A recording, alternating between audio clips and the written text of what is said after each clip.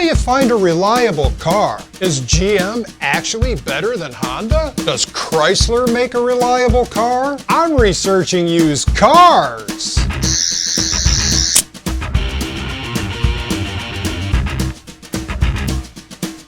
Hola! I'm Mike, the Backyard Mechanic, and this is Betty Beatty. The used car market is finally righting itself. Well, it's higher than I am right now, but there are deals to be had out there. I've shown you how to inspect a used car, but how do you choose a car to inspect? How do you find a reliable vehicle? You might think, oh, well, I'll just buy a Toyota. And I would say, you're right.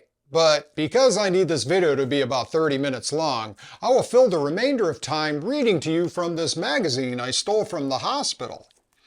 Oh, a telescope for $79. Dr. Marvel Crawford. I'm easily distracted.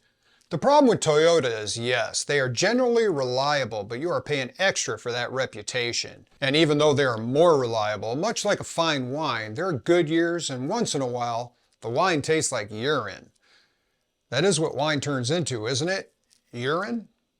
It does when I drink it. That joke took 3 days to write. I needed more days. Another thought may be that you could get this 2011 Toyota Corolla for $7,300, or if the same year in miles, you could get a Dodge Caliber for $3,100.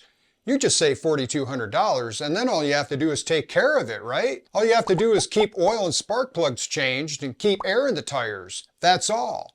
If the oil pump goes bad and the engine dies, just replace the engine.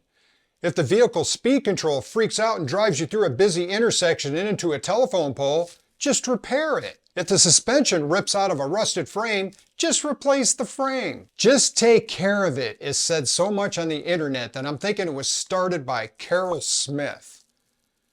If you watch my channel enough, you'd get that reference. Oh, who am I kidding? That reference was so obscure. Even I didn't get it. My goal is to show you don't have to buy a Toyota to get a reliable car for under $10,000. I'm going to attempt to find one for each major brand. Yes, even Chrysler. Which is a smarter move? Which is more reliable? Wait a minute. What does reliable mean anyway?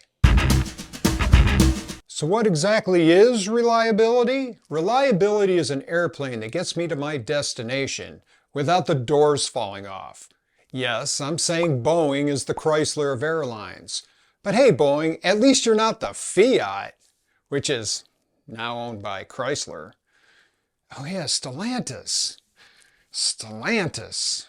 Might as well call it X. The industry definition of reliability is the robustness of a product from unexpected failures that occur as a result of normal operation. Reliability also takes into account the cost to fix and maintain. The most reliable cars are ones that don't have issues often, and when they do, they are cheap and quick to repair. Cars that are maintenance intensive are automatically not reliable. So where do you get a list of eligible cars? The internet has rankings for best bananas, the best sport to eat bananas, and the best president to leverage tariff on those bananas. But cars? Opinions abound, but facts are harder. Most of the websites you find get their rankings from J.D. Power is probably the first site you think of when it comes to reliability rankings. They've been around since 1969. This is a source your dad used. They examined 3-year-old cars and categorized them by number of issues reported within the last 12 months. So essentially, the J.D. Power Dependability Index is the number of issues between when a car is 24 months old to 36 months old, when it is still under warranty. So if we look at a 2011 car, the ranking is going to be based on how good they thought it might be in 2014, projected 10 years into the future. In other words, J.D. Power measures reliability of new cars and is completely worthless for used cars. Consumer Reports is the most famous ranking system. It started in 1936. This is a source your grandpa used. The data comes from its users who are polled every year. I pay for a subscription, making me like all the boomers out there who feel that paying for user reviews is better than getting them for free. The benefits are these are real-world scenarios from the owners themselves and the manner of polling which allows for discrete attributes to be combined to give a view into the reliability of the vehicle's components, such as the engine, transmission, brakes, electrical, etc. The downside is it's just a plain lack of data. I paid for the subscription. I expected to use it for this video. However, hardly a single car I looked up provided any information. Does Consumer Reports think any of the cars I'm looking at are reliable? I don't know, and neither do they. Vehicle History bills itself as a free version of Consumer Reports, but it's more like Yelp. I'm not sure about these reviews. How it saves gas and it is not highly maintained. How the outside looks, it is a very well driven car. You can change it to manual too. That is the most important part I love about it. My car is big inside and out it has space. It is a super reliable car. The only issue I've had with it is the computer, and it seems to be something that most users experience. Wouldn't trade it for nothing. I initially thought this would be a useful website, but I don't think I'll use this one. Dashboard Lite is a solid resource for used car buying. It gathers data from auction sites around the country and tracks the failures of the engine and transmission. It only tracks these two features because these are basically what determines the life of a car.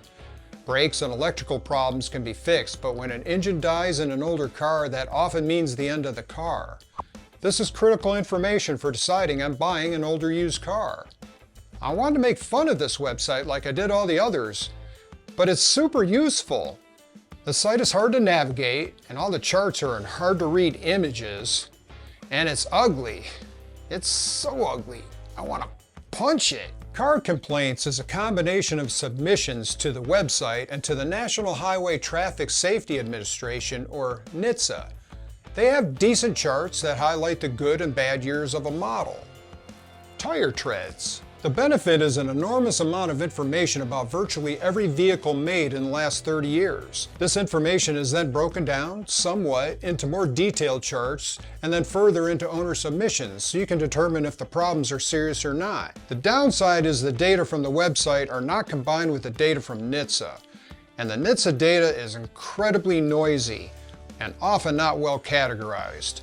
There's an art to reading this site. You have to take it both seriously and not seriously. Everyone who contacts NHTSA is doing so in the hopes that they will convince the manufacturers to recall their car or pay for their repairs. They tend to exaggerate the consequences of the issues, which almost always leads to the risk of the very lives of their children. The dome light doesn't work in my car, putting the very lives of my children at risk. What if I'm fumbling for a cigarette lighter in the dark and crash into a truck? My kids are too young to die. They're 47 and 52. The site also reveals how many problems almost all cars have. The Toyota Prius is considered one of the most reliable cars ever made, yet look at all the problems. If you look at this website too seriously, you would become an eco-terrorist, blow up all the cars, and ride the train. Everyone knows Kelley Blue Book. It's what I use to get the current price of a car. It's more consistent than looking at actual cars for sale. I'm looking at the private seller price in my area, but the exact number is not as important as the comparisons between cars. In your area, prices will likely be different. Depending when you watch this, prices will be different. In fact, there are times the price I mentioned does not match the screenshot because of the time between shooting and editing. There is no one site to determine the quality of a used car. Using these sources, I try to paint a full picture of vehicle reliability. This two-axis chart from Consumer Reports shows brand rankings, left to right for reliability and down to up for maintenance cost. Toyota is at the top right as you would expect. Mercedes is the most expensive. Mazda ranks surprisingly well. Remember, Consumer Reports rankings are based on user polling. Here's the brand rankings from Dashboard Lite. Remember, their rankings are based on auction site vehicle condition reports. Looking at these rankings side by side shows some interesting discrepancies. Dashboard Lite ranks Chevrolet and Jeep significantly higher, while Consumer Reports ranks Mazda and Subaru higher. Car Edge has this brand maintenance chart. This doesn't 100% line up with my findings, but it's an interesting take on how much a car will cost over time. I'm going to attempt to find a reliable car for under $10,000 for the more popular brands. Yes, even Chrysler. I'm looking at strictly reliability. I'm not factoring in performance, styling, or comfort. I'm narrowing the list to cars and crossovers. What's a crossover? Nobody knows. I'm excluding trucks, Jeeps, minivans, and most SUVs. The same methodology can be used for those vehicles though. I'll be targeting 2011 models, which are 13 years old. These are the teenagers of cars. Before I find the best used cars, my last video achieved the goal of getting a hockey stick chart. Unfortunately, the hockey stick was upside down. The algorithm is draining the life force from my channel. Either that or it's the blood loss I suffered from my recent hospital stay. Fortunately, one of my veins is hooked up to the like button, so the more it's clicked, the more of a blood transfusion I get. But whatever you do, don't hit the dislike button. It's connected to my catheter. We'll start with Toyota, the king of car company reliability, since they are the base of which everyone else is compared. But where to start? Consumer Reports surprisingly does not have any top 10 list of used cars. They just have a list of cars in alphabetical order, and the sub $10,000 years are hidden. It's just not a good resource for this initial task. A top Google search comes up with a good-looking list from US News, and they have tons of rankings. The under $10,000 ranking has over 250 cars. As a method of determining the quality of the list, I see that a Toyota Corolla is number 48? That's way too low. Looking how they rank cars, reliability is a 20% factor, and that score comes from J.D. Power and their projections. Boy, this car sure breaks down a lot. Yeah, but it has a great back seat. A Fiat 500 has the same 8.4 ranking as the Corolla. Because the Corolla is not as sporty, I don't take this list seriously. Well, that's okay. It probably doesn't like me either. Here is my methodology. Start with dashboard light. We are currently looking for a Toyota. Scroll down to see the list of all the models. Toyota only has one car below industry average. That's just ridiculous. Back to the top, skipping the trucks and SUVs, we have a Yaris. What the hell is a Yaris? It sounds like something you want a doctor to remove. Hey doc, what's wrong? Yaris. Yaris? Yaris what? Yaris gonna need that removed. Scroll to the bottom, click the Toyota Yaris link to see its breakdown. The first indicator chart is an overall score, and this model has two breakdowns pre and post 2012. The post 2012 is even better. Below that, the line chart is kind of confusing, but is represented by the indicator graph below that, which show the average life of the vehicle. Then the dial charts show the percentage of powertrain failures. Next is the line graph, which is the most important. This shows the breakdown by years. It's a little hard to read. Remember I said I wanted to punch this website. All the years far exceed the industry average, which is key. This is the chart that would show outlier years. The last chart isn't very helpful. Remember, this site only tracks major defects in the powertrain, so we have to cross-reference. Jumping over to Consumer Reports. This initial description is for the current model year, but one of the nice things is that there is a different write-up for each redesigned year. The write-up is not glowing. I would not want to drive this car, but would I buy it for my daughter? Hell yes! The reliability data is missing for all years back to 2010, but since we were looking at a 2011, a 2010 is close enough. And it gets a 5 out of 5, which is rare. We can dive into the 2010 model year and see that overall reliability is 89 out of 100, and the two worst things about it are both decent ratings. Down in the reliability section, there's a breakdown by year and component. The 2010 Yaris excels with top ratings across the board for everything except the last, which is a problematic infotainment system, which is still an average score. I won't be using Consumer Reports anymore after this. The purpose here was to show the reliability ratings will correlate to dashboard light and car complaints. And because they didn't have any of the other cars I was looking for. Now I'll jump over to car complaints. Toyota, Yaris, 2011. There are some complaints for seatbelts and airbags, but I ignore those because they are always covered under warranty or recall. This is an amazingly low number of complaints. Checking with Good Car, Bad Car sales figures for Yaris in 2011 were 32,000. Enough numbers to make this, I would say, a really good car. Finally, let's go to Kelley Blue Book. I entered all the default information, and the average private seller price for a 2011 Yaris is $59,460. Let's do Ford next. Ford is the truck company of car companies. You're probably dying to know where my Mustang ranks. I'll show you. Stop begging. It's not becoming.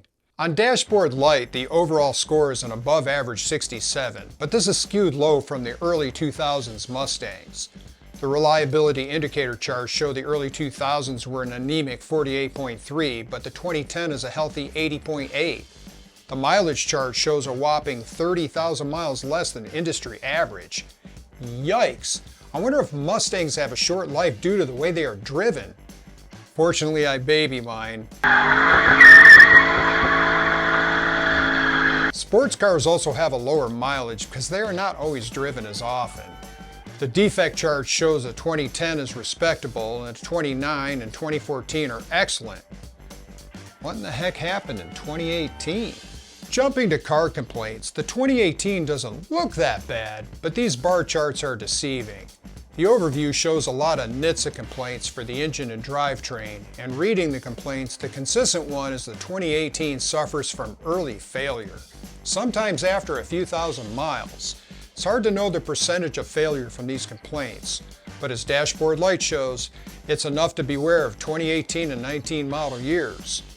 The 2010 has some complaints, but these are all manageable. Most are about paint chipping, and I do have chips on my hood, which is why I put a nose guard on it. The Kelley Blue Book price on a 2009 V6 base is $71.26 and the 2011 base is $82.94, making the Mustang qualify as a reliable used car. Are there any other Fords? The Edge looks promising with a Dashboard Light 61 score and the Fusion with a slightly below average 49. Skipping right to car complaints, the 2014 Edge is the best model year, but that's a low bar. Chart pun. It's hard to say this is a reliable car. The powertrain doesn't die, but it has a lot of problems. The 2009 Fusion is the best year, and the same review as the Edge. Doesn't die, lots of problems. The 2014 Edge is 7870 and the 2009 Fusion is 3841. Other than the Mustang, these are the best model years to come out of the Ford glue, gum, and duct tape factory. But I wouldn't call either of these reliable. The Mustang is the only one I would recommend from Ford. Chrysler is the Chrysler of car companies. I tried for a better metaphor, but I couldn't think of anything worse than Chrysler. Not even Boeing. Chrysler is phasing out their cars. The ones above average on this list are getting old and they did not make many of them. So I'm going to skip Chrysler and go right to Dodge. Dodge is the Chrysler of car companies. The Avenger only had one good year, and that was 1999. The Stratus and Intrepid last good year was 2000.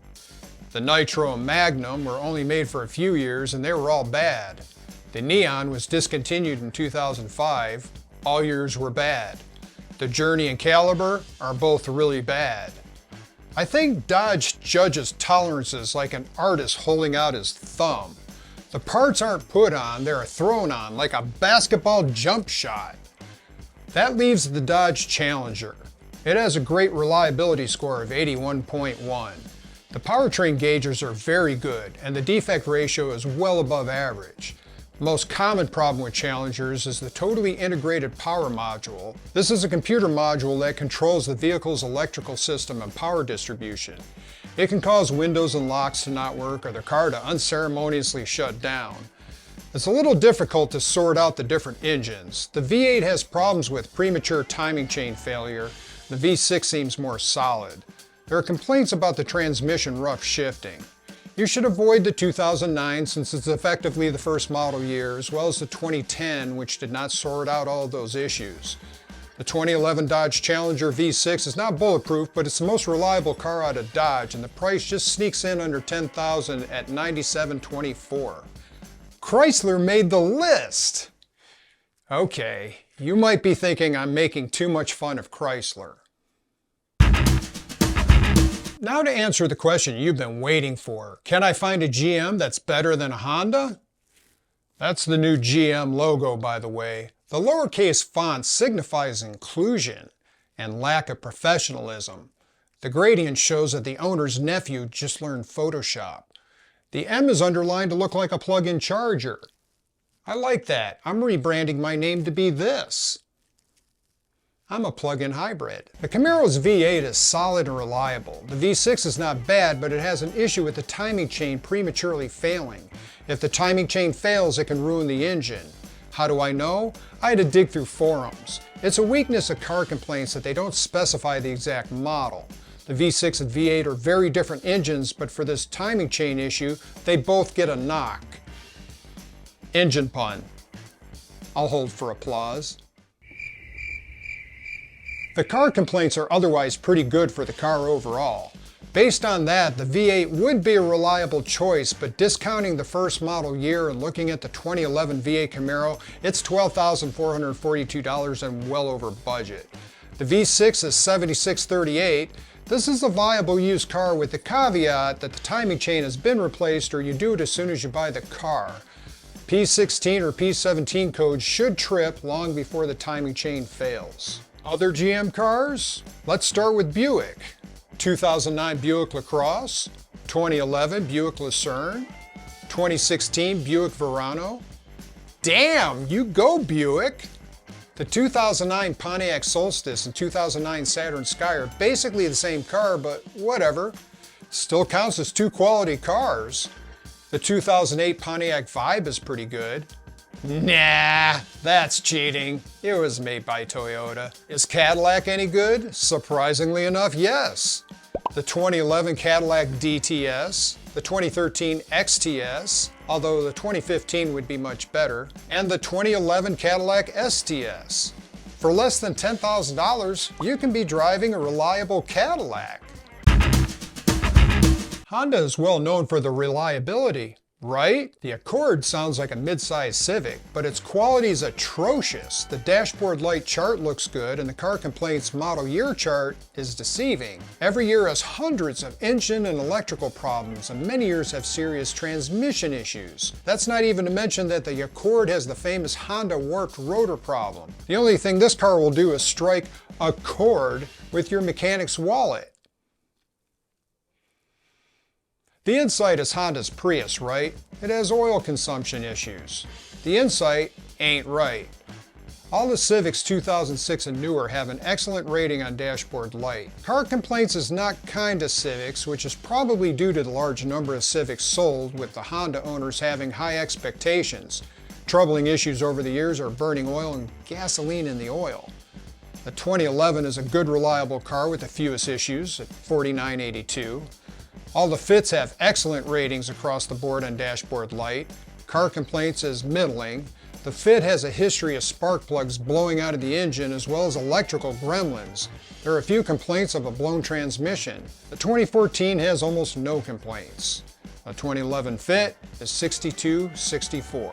GM had 3 good Cadillacs, so to be fair, let's look at Honda's luxury brand Acura. Dashboard light doesn't like the TL very much, and car complaints is quite complainy. It shows the 2011 has a few complaints, but every other year is so bad, I wouldn't trust it. A TL is a total loser. The TSX has a solid dashboard light chart. It seems that the 2009 and 10s had an oil consumption problem. In 2011, they swapped out the engine problem for a faulty electronic power steering module. The TSX is built on the Accord, so what could go wrong? You won't know, because you won't buy one of these. The ILX has excellent ratings across the board on dashboard light. Car complaints is either excellent or the ILX is unpopular. Regardless, it's built on the Civic platform, so it would be at least that good. The 2014 is 6947. So who wins, GM or Honda? GM has 9 reliable cars under $10,000, Honda has 3. I didn't include SUVs, but that probably would have helped GM more than Honda. Honda has a lot of issues. It's the Corey Feldman of car companies. GM surprised me with its reliable cars coming out of Buick and Cadillac.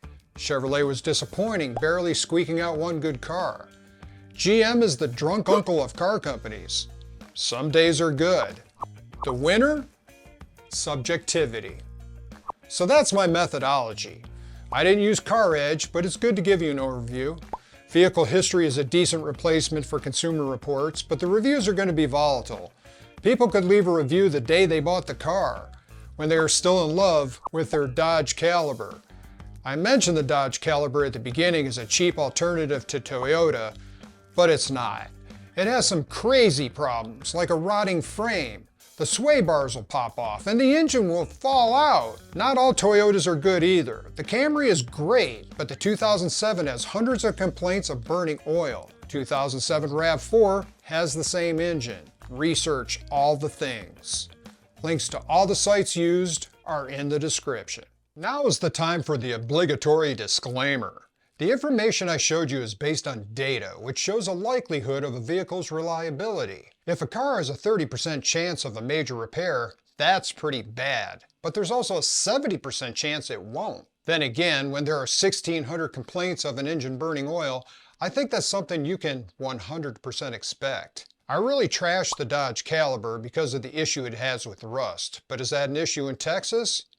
Possibly not. I've read reviews where it has gone 250,000 miles, and in fact, an in-law of mine has one, and it's been working for him.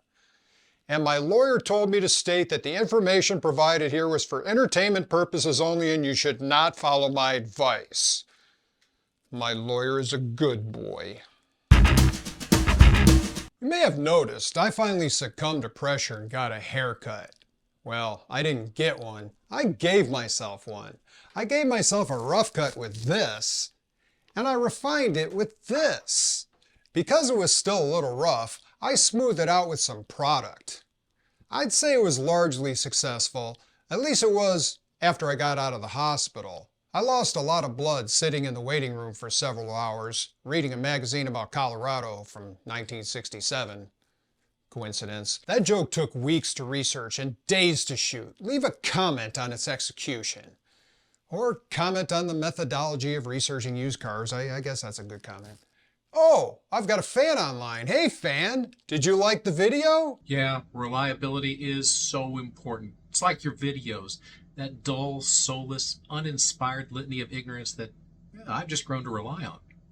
Thanks, fan. So now that you know how to research a car, you need to know how to inspect it when you get there. Watch this video which tells you everything you need to know. You're going to be so smart after watching that.